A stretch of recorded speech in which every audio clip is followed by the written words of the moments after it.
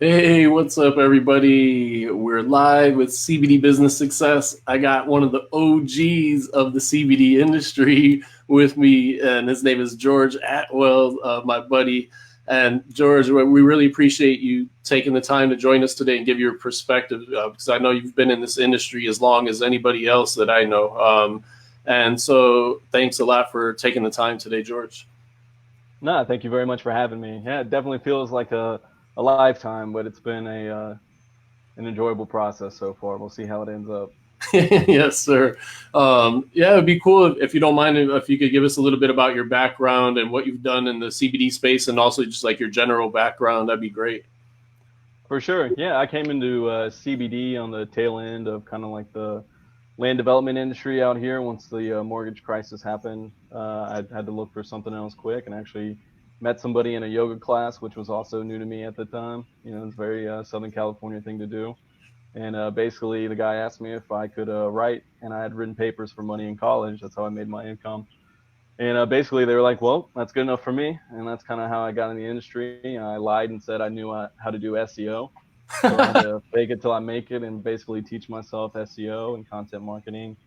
And I got picked up by Medical Marijuana Incorporated, which was started by the late great Mike Yamas, who actually built this industry or discovered the loophole in the very least to kind of get this industry going. Yeah. I kind of did content marketing for hemp meds, and then pretty much segued 100% over to Canaway. In fact, my first you know SEO campaign was for Canaway Scam for people searching that because Canaway is kind of the first MLM set up in the cannabis space. So it was a really cool setup. Left there after they put out Canna Kick, which was one of the products that had 5 different carcinogens in it. And even though the pay was great and a lot of good people in the company, decided I couldn't be in integrity and represent that kind of brand. So left and started Bio CBD Plus, which was under EAD Labs, and we were the first water soluble company to market. Did the same content marketing. Ended up becoming a joint CMO, COO. Stayed there for about 4 years, and we had really good success as a company there. And after working for 3.5 years, 7 days a week, 16 to 18-hour days, I got some adrenal fatigue and had to step away for a couple months. And actually decided I was going to leave the CBD industry entirely. And then, through a chance meeting, ended up meeting the CEO of Pure Spectrum. And just they hired me to take on the marketing at Pure Spectrum. Stayed there for about a year, and we were, excuse me, the first company to sponsor a major sporting event when we sponsored the CrossFit Games, which was a really rad experience. So, kind of opened my eyes to a lot of things. And then after that, I decided, why not? I've been doing this long enough. Might as well start my own company. So I had a really good offer on the table from the same doctor who has the patented technology that we used over at BioCBD, and I decided to create my own brand and start doing, a lot of the things that I wanted to do that I wasn't allowed to do because I wasn't the CEO. And one of Gotcha. those things being this Alzheimer's study that we're doing. And just to give everybody a heads up, we're taking on 100 people, of which we've got about 50 people signed up so far, some in their second month. And we're providing a special water soluble brain formulation for people suffering with Alzheimer's or dementia, and giving them free product for 3 months.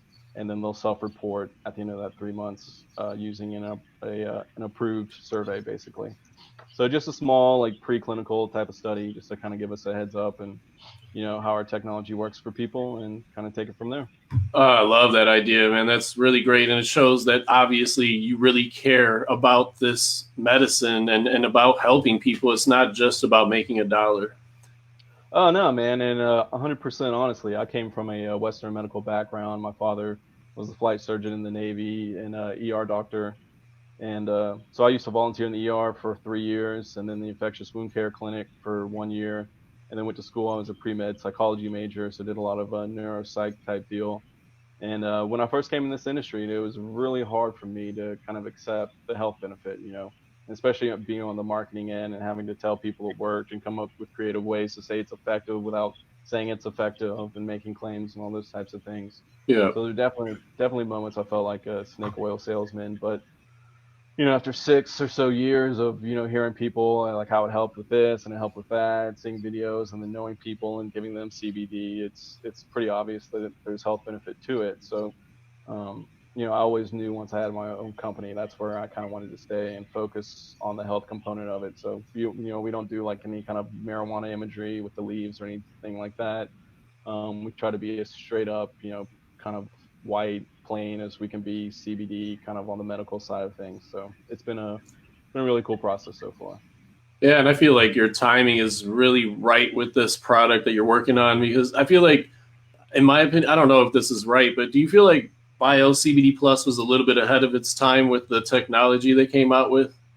Oh, I mean, for sure. I mean, even now, we still might be ahead of the time, because there's such, I mean, in this industry, if you've done it for a year, you know that there's a lot of education that goes into the sales process. So, I mean, at the time of Bio CBD, we were still trying to educate people on the difference between hemp and marijuana, Yeah. because I come from the Southeast, the panhandle of Florida. Um, and talking to people there, they thought hemp was the devil's lettuce, and that I was a drug dealer. I've even dated girls who would tell their parents, I'm a drug dealer. And why that may not be too far off, that was just kind of, what it was. So yeah, having the discussion about the differences between water soluble and oil at that time was still a lot for people to take on. But there were people who get it, and the people who do a lot of the research, like the health hackers, the brain hackers, neuro hackers, people like that were the people we really had to focus on, and we kind of learned what our niche was, and how to kind of target those people and things, and we had to because we only started Bio CBD with about $250,000, which I know seems like a ton compared to what I'm doing now. Basically, with it's self funded, I would love to have $250,000 to play with, but yeah, we kind of had to learn quickly. Gotcha. Yeah, it makes sense. And like, if you were launching a brand today, and you did have 250,000 to play with, what kind of marketing methods would you focus on? 100% SEO, and then I would do, once I knew SEO was locked in, I had all the foundational, the interlinking, the meta tags, all the, data, all those keyword. I would do keyword research out the yin yang basically, and yeah, I would target like some like partnerships. So I would do like all those videos on Facebook that get viral. They cost about 5 to 10,000 depending on which ones you do. Like Now This Weed, those always go viral. I think Sunday Scaries had a very successful campaign with one Now This Weed video, and actually shut down their site. So I would focus on those types of things. I would, buy out inventory in large amounts, to decrease my margins. So and focus on retail basically, because that's where your biggest margins on. Everybody wants to push wholesale, but you're not really making that much. Um, and especially for a company that has technology, there's a larger turnaround time. You want to get as much money as you can as early on in the process. That way you have it and you can keep your cycle going basically and not run out of product, which is one of the main problems we had at BioCBD, keeping product on the shelf. Yeah, it's always an issue. And let's say you were bootstrapping it, how would you change that focus, or would you like you couldn't do as much SEO, right, if you were just bootstrapping? For sure, yeah, you got to ball on a budget basically. Doing demos of different software to kind of test out what works. Before you throw any money down, try to get free trials and things. Negotiate like crazy. People are going to come at you with what they want you to pay, and the reality of the situation is that this market's kind of new for everybody, and everybody's kind of figuring it out. So if you go into like a negotiating, knowing that these people probably aren't as qualified as possible. For instance, while I was at Pure Spectrum, we did a deal with Univision, which is Spanish speaking, like broadcasting basically. And these people wanted Pure Spectrum to be their first CBD company, basically, to kind of take it on. So I What? approached it and I told them, well, you guys have never worked with a CBD company. We're also providing value to you because you're going to get all this data. You're going to find out how to market to people, and you're going to learn all this stuff from us while we're learning you. Was able to negotiate the first 3 months of their services for free. So different, yeah, different things like that. You just, learning to say no is like one of the main things I wanted to touch on too. Anybody who's been in this industry for any amount of time has probably been asked to have their, product be in, a swag bag for the Grammys, to come there and hand product out to assistants. And it sounds cool. It's like, oh wow, we're gonna get some recognition. You're working hard. These types of things seem cool, but then you go and you're handing out, thousands of dollars of free product to people that aren't even the movie stars. It's like their assistants coming to pick it up, and you can't even, you're not even allowed to take pictures and generate your own social media content and things of that nature. or doing the as seen on TV ads and things like that. It sounds cool, but in reality, not a lot of people are going to see that type of stuff. You're not going to ever be able to capture your return anywhere, soon enough to really capitalize on it. So I would just be cautious about what people say yes to, because being undercapitalized, not having the money to move forward on some of these things because you've said yes to something else that doesn't work, is the number one killer of businesses in this industry. So I'd really be aware of that. But there's free things out there. Sniply, it's snip.ly is one thing I'll give away to people for free. It's a free program. You can any type of article you share, you can put a call to action for people to buy your product. I've seen really good success with that one, so I would consider people downloading that program. Um, and yeah, there's a ton of other free programs out there. There's even email marketing, which is probably the most important marketing outside of SEO or content marketing. There's free programs out there. Get responses pretty cheap, and you can start for free. Um, but yeah, you just got to be smart about what you do. Yeah, that's golden golden advice there. And I'd like to add too, like when you say saying no to things, also the CBD industry, there's so many opportunities. And if you're a small company, you got to be focused and just make sure you're not spreading yourself too thin, trying too many different opportunities, because it's just you could get overwhelmed by too many opportunities. And so Oh I always tell yeah, people to figure that part out too.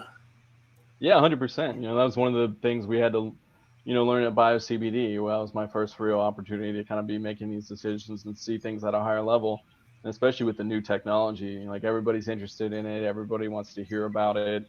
The CBD industry is notorious for having some fake people and fake deals, and things are never real in this industry till the money hits the account. So yeah, just be wary of opportunities, and sometimes you have to say no, or not at this time. You might get 50 inquiries a month, especially if you're doing some lead gen. You got a contact form for people to come out, so you're qualifying your leads and making sure they're warm, so you're not wasting your time. And yeah, there's a lot of people out there looking to do CBD, but not a lot of people are real. And I've seen people even not talking to people until they have a letter of intent from the attorney and proof of funds and all that. I mean, I think that's kind of BS. It turns me off. I'm sure it turns off a lot of people, but there are ways to qualify your leads, make sure people are for real, know what kind of budget they're working with, and then you kind of have to set those parameters for yourself and be like, okay, if somebody does come to us, what is it going to take for us to say yes? And then go ahead and set that out at the beginning of the process. And then when somebody gets there, fine, go ahead with it. But if somebody doesn't meet that criteria, even though your budget might be in a pinch, it really is better off to say no to those types of things. Yeah, that's for sure. And your brand is more of a high end brand. And um, what are some different ways that you would market it, like a high end brand, differently from a brand that's more like an everyday brand? Are there different types of approaches that you take because that brand is more high priced and a higher quality? For sure. And I haven't got into too much of those, but one of the main things we wanted to do with CBD 2.0 is really kind of educate the buyer, basically. So I'll kind of tell people when they should be taking the CBD. So we've tried to do, and it's one of the things we can do because of the different herbs we use. And I'm kind of in the luxury because I have, I'm working with the doctor who's an Ayurvedic doctor, has 28 years of cancer research, owns, two different patents that have been approved and a couple more that are still waiting for approval on the technology. So yeah, we do different things like a sleep formulation that's made specifically for when you're trying to go to sleep. It's a capsule. It's got chamomile, kava kava, passion flower extract, and all these natural sleep aids. And then we have one for pain, and we have a patent for pain for CBD and curcumin. So I mean, yeah, Wow. just different things like that. And then yeah, just in the words you use. And I think one thing we talked about previously was kind of knowing who you are, and you have to be true to that. So if you want to be a luxury brand, you have to realize that you're not selling like a Honda Accord, which is what I compare CBD oil to. It's a great product. It works really well. There's a reason the Hondas last forever and that they've been around. But marketing a Honda and marketing a Ferrari are two different things. So you have to approach it in that way. And because such, people are going to want to, talk you down on price. And they're going to want to talk about quality and all these different types of things on a B2B perspective.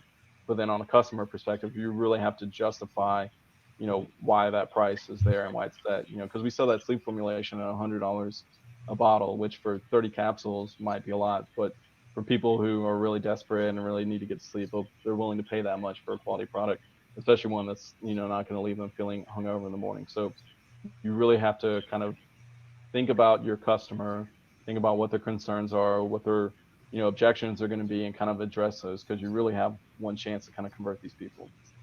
Yeah, and then do you concentrate on getting on subscription, or what are your thoughts as far as that goes? Like once you get that customer in the door?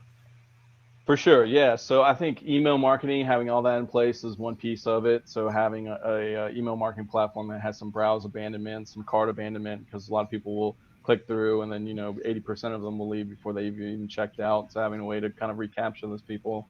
So it's Yeah. really, really hard to retarget in the industry. If you don't have money to like pay for someone to figure it out, then you're not going to be able to like retarget on Facebook and Google and things like that. So yeah, making sure that stuff's in place.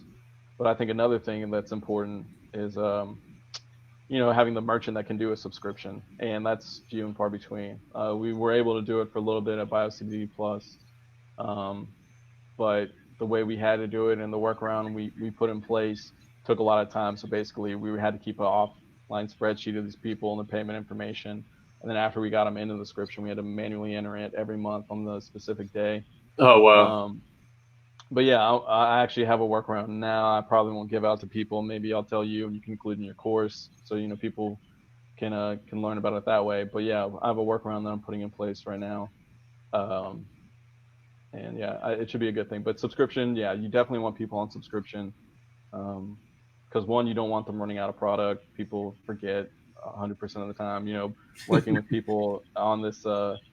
On the study that we're doing with dementia, that's been a huge challenge. Like, oh yeah, makes sense. Yeah. But it's the same way, unfortunately, for everybody. So yeah, you have to figure out how to get the product in people's hands, and really incentivize them. And just for people who want to check their own like Google Analytics or data, and like what's a good percentage for returning customers, I would say anywhere from 25 to 35% is probably B+ A level for returning customers. That's great value. That's great information right there. And what are your thoughts on like niching down who you're selling to versus like just having a premium product and selling to everybody? Like, what are your thoughts in the marketing of the product? Do you more niche things down, or what's your strategy on that? Well, yeah, I think it depends again on money. Like if you have a ton of money to throw it, you probably don't need to be as niche. But yeah. Somebody like me, 100%, we need to be niche and really focus on who we're going after. So, I mean, there's so many CBD companies now. Like 4 years ago, I would say don't worry about it. Yeah. But I think now you have to, because if you're a standard CBD product, that's probably 90 to 95%. And if you're not, targeting athletes specifically, or targeting, you're a vape company and you only do CBD vapes or things like that, then yeah, you're really going to have a tough time finding one thing to really focus on. So I would say 100% I would focus on what's different about your brand. And that's true of any product you put out. You want to have something different to kind of make you appealing and competitive. Yeah, I totally agree. I forgot who said, I think Seth Godin said, if you try to be all things to everybody, you'll be nothing, to everybody. Like, yeah. It doesn't work like that. Yeah, I think he said something else, good to great. I don't know if that's Seth or not, but really striving for perfection on everything. I don't think it's attainable. So yeah, finding one thing to be really good at, I think, is really important. And then also, once you get into it, you start to see most of your sales come from one thing anyway. Yeah. So once you find out what that is, maybe test it. So maybe early on you can be a little bit more I don't know what the word is, balanced, or open to different things. But once you find something that people are keying onto, I would start to invest your resources mainly in that area and really push those types of things. Yeah, that's great advice. That's kind of what we did when we launched our brand a few years ago. We kind of did a bunch of things to see what would stick, and then we figured out what our team was good at, and then we went with that, which was trade shows and going after brick and mortar accounts. That was just where we were crushing it. And so while we were figuring out the internet marketing side, we stuck with what we knew was working, and so yeah, you have to just tweak things. It's this business is a moving target. Yeah, so, I mean, try things out. I mean, at BioCBD Plus, we we were kind of inventing it as we went, right? So one of the first things we did was hit up dispensaries. We're selling a CBD product, and an advanced CBD product. There's got to be interest there. So we crawled like weed maps and got every dispensary's number in the entire United States or whatever it was, on weed maps at the time. And we found out very quickly, well, we can't sell in Washington, because they have Prop 215 or 205 or whatever it was. We can't sell in Colorado, so that's another thing. So it's like, okay, well, maybe dispensaries aren't in our greatest good. Even though we got into a ton of dispensaries in California, some in Michigan, our products still don't have THC in them. So people run educated all the time about what CBD is supposed to feel like, and that's a question I think a lot of people still receive is like, what am I going to feel when I take this? So one of the things that I try to tell people is CBD is not about what you feel, it's about what you don't feel anymore. And that's kind Mm. of the way I try to turn in the discussion and educate people on that. That's a brilliant way of excuse me, my throat. That's a brilliant way of spinning it. I love that because when I started taking more and more CBD every day, I woke up one day, I was like, oh, my broken foot that never healed, it's healed now. Like, but it took a couple months of every day taking the CBD, and then I noticed, oh, my collarbone that I broke 6 times, those feel great now, but it takes time. Yeah, And man. I even on my own personal use, I played football into college and had 4 different knee surgeries on the same knee. So I mean, I had some chronic pain that I was kind of using weed basically to mitigate. And then once I got out here, I started playing in a 11v11 soccer league, and I oh, used cool. to get high before every game, and that's all well and good, but you don't want to be out there with a dry mouth or be all euphoric and then get hit with the ball in the face. That can ruin your high really quickly. So then I started using CBD, and it took some trial and error to kind of figure out what worked for me. I started taking our capsules, and those were good, after the fact. But then we also had a topical, and what I started to do was use the topical beforehand, and that kind of helped mitigate, all the pain afterwards. So and it takes some trial and error, but I think one of the things, and I think actually you said it, is kind of educating people to kind of flood their system with CBD because everybody's different. And you want to go ahead and cover your bases and make sure it's in the system. And one of the things we've always tried to educate people is to kind of give yourself a good serving in the beginning, and then you can always titrate down. Oh, that's yeah, brilliant advice. I always say that too. You should tell your customers ideally they want to do a loaded dose is what I call it for like the first 2-3 weeks. You want to give yourself way more like 100 to 150 milligrams a day. At least that's what I worked well for me. And then I tapered it down after like 3 weeks to like 40 to 50 milligrams per day. Um, and that was of regular CBD oil, not nano oil or anything. So yeah, just like um, Yeah, and I would say the comparison might be, 10 to 50 milligrams, which for us might be, excuse me, 10 to, I mean, 1 to 5 capsules, or, you know, 1 to 3 tincture droplets. And we have a gel that's 15 milligrams. So it's right in that range too. But yeah, no, I think it's very important to kind of make sure that it's in your system. And just, I think everybody needs to be aware that, CBD doesn't work for everyone. And in my experience, it's been about 75 to 80% of people that I've seen it work for, which is still a remarkable percentage. So, no, I definitely think CBD is a great thing, and the better we can educate people early on, or the better a company can educate people, sooner on, the better they'll be, and the higher that number of customer retention percentage will be. yeah, it's brilliant. And what are your thoughts on like I see a lot of CBD companies, probably at least 90% making health claims. Like this can help anxiety and this can help pain and cancer. Like, what are your thoughts on that? Well, yeah, it's giving me anxiety right now, so I'll probably break out in a sweat here. Um, I came up under Jen Carney, who's probably the number one compliance person I think in the industry. She's now Oh, with wow. Hoban and Associates, and Hoban was one of the attorneys that took the DEA to trial. I think he ultimately wasn't successful, but so I've always come from the school of being as wide as possible. There's obviously we're all operating in some sort of a gray area, but choosing to be as light gray as possible I think is hugely important. I've also come up to like 4 different series of FDA letters, like slapping companies, and that's one of the things I'm grateful for the FDA being in this industry. Because they've been a pain in the ass, but they've also kind of helped get out some of that worst element in this company that or this industry that gives it a black eye. But yeah, I don't make any claims. I've butted heads with people, who want to make claims. It's a sexy thing to do.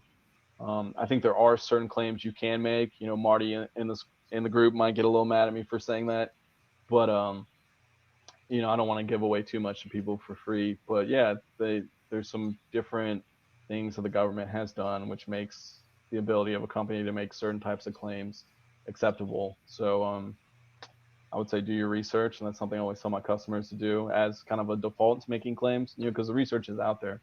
You can tell someone to go to PubMed and Yeah. then CBD and whatever they're trying to search for and get a ton of research. So that's kind of my default to kind of address it. Um, Otherwise, yeah, be creative. It can support certain things, too, and so look up those types of things that you are allowed to say.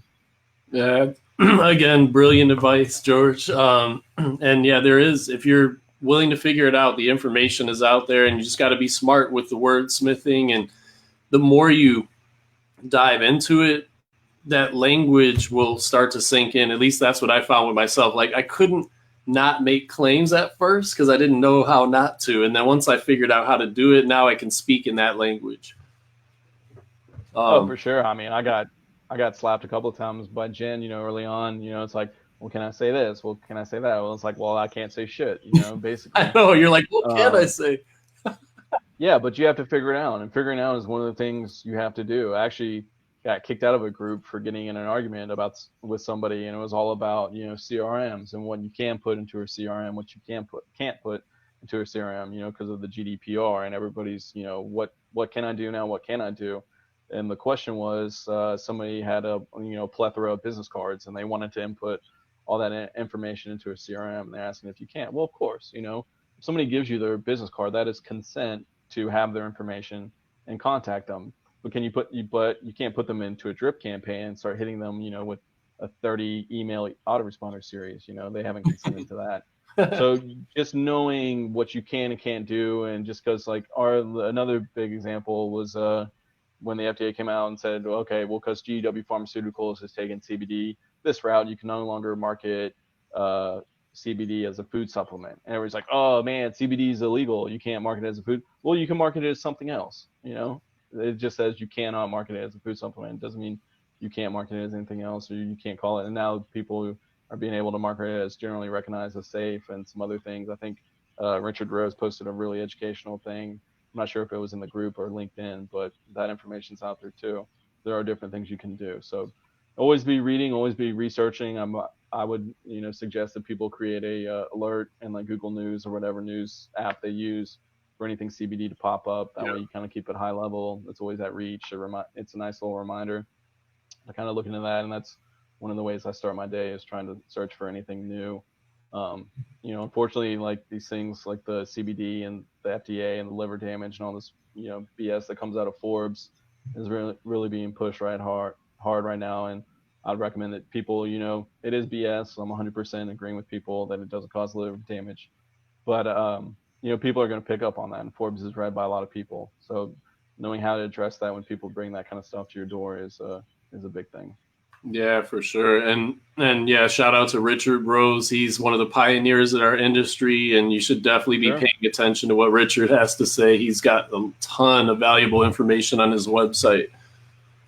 Yeah, and he gives it all to everybody for free, so it's a great thing that he's doing. I'm hugely thankful for him being in the industry. He's definitely been, if not the first pioneer in the industry, one of the most important. So yeah, thanks to him. Hopefully one day I'll have the opportunity to meet him or have a one-on-one conversation. But yeah, definitely heed his word. Read what he has to say, and then for everybody, they have to walk their own path, make their own decisions. So take that information, let it filter through, and make your decisions.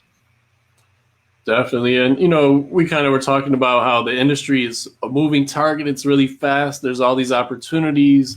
It can get really stressful. You're working 16 hours a day, 7 days a week. Like, what are some of your pieces? And it hits you hard because you said that. And so, what are some pieces of advice that you would give to somebody who is in this industry as far as overwhelm and stress and dealing with that and balancing out their life so they're not just working all the time? Yeah, I would say a morning practice was one of the biggest things for me. Coming from the southeast, morning practice might sound, kind of out there, or might be standoffish to a concept like that. But there was a time, yeah, well, I did an equity play at BioCBD, and I was for 6 months. I worked for free basically, and then went, on a scaling system as far as my pay. So living downtown San Diego is not cheap.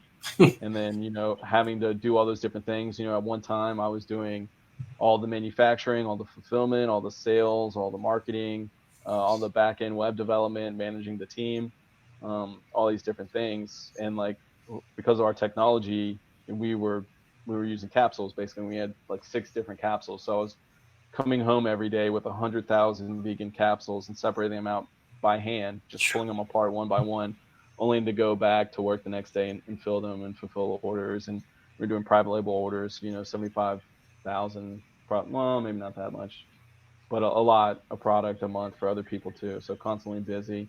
And so I used to wake up with so much anxiety, not knowing if we're going to be successful, if people are going to lose their jobs because I wasn't doing mine.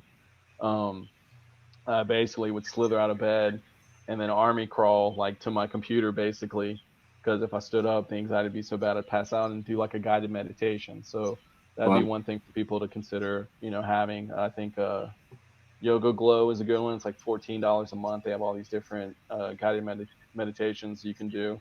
Because for me, just meditating and trying to focus and or not think about something was insanely difficult, because I had a million things to think about, and it was so much anxiety that those voices were so loud.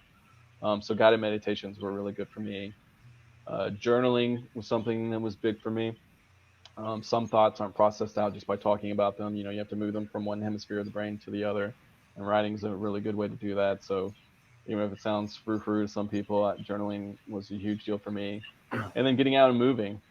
So after I'd meditate, I'd go out and move around. For me, movement helps me, like, things come up in my brain. So, if anybody watched me work, you probably see me pacing around my office or wherever I was, and think I was a crazy person, like talking to myself, but that's just my process. So I think movement is key, just to not only bring up stuff, but also process some stuff out too. That's amazing advice. And a book that I would recommend that goes in line with that is called The Miracle Morning, and it's all about like creating a morning routine. It's a really good book. So if you're looking to create a routine, that's a good one to check out. And so yeah, and so George, right now, are you just focused on your company CBD 2.0? Are you lending your services out for hire at the moment? I'm always, it's kind of a mixed bag, right? So I think, there's two sides to everything. So the Elvon shutdown kind of hit us hard. So I had found myself with some time on my hands. So one thing I did was kind of focus on more B2B things. I built out, a really good product guide and some price sheets and marketing materials for the B2B sides of things. And then I also had this Alzheimer's study to kind of keep me busy. Excuse me. But then I got kind of cued into some other opportunities. I'm working on one deal right now for a processing facility on the Native American reservation out here in California, which could be a really cool deal, working with this group out of New York who has a lot of success with Native American tribes before, including the Seminoles down in Florida, and got cued into them by a college buddy. So yeah, just kind of looking at different things, but ultimately gonna have to make that decision where I'm gonna kind of lean into and put in most of my time, which probably won't be that facility, even though that's a really cool deal and that's kind of something I've always wanted to do. But um, I think you just have to be really smart with your time, and until the point where you're big and you can kind of delegate responsibility out to people and kind of keep yourself higher level to kind of take on some of those things. It's like one of those things I just said, I have to learn, what I can and can't say yes to. So I might have to say not at this time to, some of those other types of opportunities. But I think for the time being, I'm really going to lean into the CBD 2.0 brand, really build that out. But if I meet somebody cool and there's an opportunity out there and it's going to push the industry forward, I think that's also in my highest good. So I'd have to consider things like that. Yeah, that's what I like about you, that you really care about the industry as a whole, and actually helping people with great products and seeing the industry move forward as a whole. And that's why I wanted to have you on today, because that's what this group is all about. I want to show people like you that are doing it the right way with best practices, so that we can all look up to people like you that have been in the industry since 2013. And you're not just didn't just get into this, and so we can follow your lead in a lot of ways and see what you've done. And so you've given so much valuable information today. This has been one of my favorite episodes, man. So anybody that hasn't seen it live, needs to go back and watch the replay for sure, because you dropped a lot of valuable information, George. I appreciate it. No, I appreciate you saying that, man. It means a lot. You know, one of you can't put all the work in and make it worth it without some of the positive reinforcement coming back. So I appreciate you saying that. Another thing I caution, just for people who know, is be compassionate in the way you share information.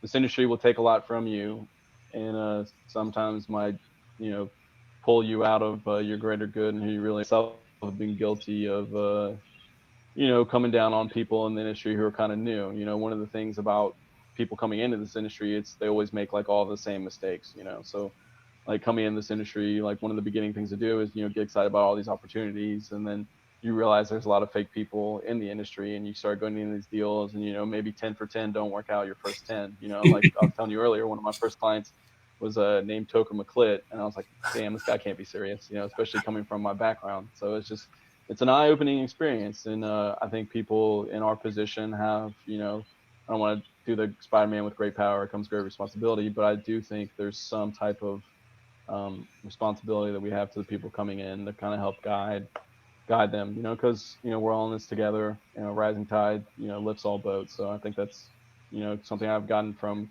one of my past CEOs that I try to kind of incorporate in my daily practice and how I move forward. That's a beautiful thing, man. And so yeah, I'm sure we'll have you back on again someday soon, and to update your progress with the study that you're doing. And can I put it out there, if somebody has somebody in their family that has dementia or Alzheimer's, can they reach out to you about the study? Yeah, 100%. We have room for about 50 more people. So I know that's a good amount. I reached out to some people that on it. They might push it out. So the sooner the better, because I'm sure their list will probably fill up the rest of the people. But yeah, anybody who's watching this, or you can put it out to friends and family, just have them reach us at info@cbd2.0.com. And they can just tell us, the name, phone number, address, those types of things. The sooner we get all that information, the better. A lot of back and forth isn't optimal for this kind of a thing. So as much information as you can give us at the start, the sooner we can kind of get you locked in. And yeah, anybody who wants to, it's free for 3 months, and we're also committed to helping out anybody who can't afford it after that 3-month period if they're seeing some success. So if it's working for them and they can't afford to stay on it because it is an expensive technology, we're committed to continuing to supply them with product. That's a beautiful thing. And just to confirm, it's info@cbd2.0.com. And how do you spell the URL?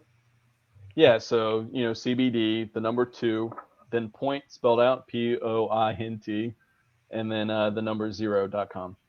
Perfect. Okay, thanks a lot, George. This has been an amazing talk. I really appreciate you taking the time to educate our audience today. And if there's anything I can do for you, you know where to find me, brother. Yes, sir. I'm sure we'll be talking soon. And I appreciate you having me on, man. It's been a pleasure. Thank you. And thanks to everybody for watching. And we'll see you again next week. Peace. Thanks a lot. Bye.